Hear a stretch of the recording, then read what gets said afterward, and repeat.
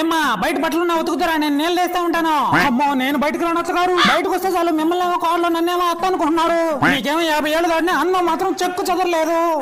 మీ గురించి నేను పార్లర్లో పోవాల్సి వస్తుంది. వెళ్ళొచ్చేదా అత్తగారు? సరే తొందరగా వెళ్ళొచ్చేసి వంట చేయాలా? వంటనా? నేను చేయనమ్మా. నేను ఎంత కష్టపడి వంట చేసినా కానీ మీలాగా అస్సలు చేయలేకున్నా. నేను ఎంత అపురూపంగా చేసినా కానీ మా అమ్మ చేసిన వంటే బాగుందంటాడు మీ కొడుకు. అలా అన్నాడా? వాడికి నేనంటే ప్రాణం.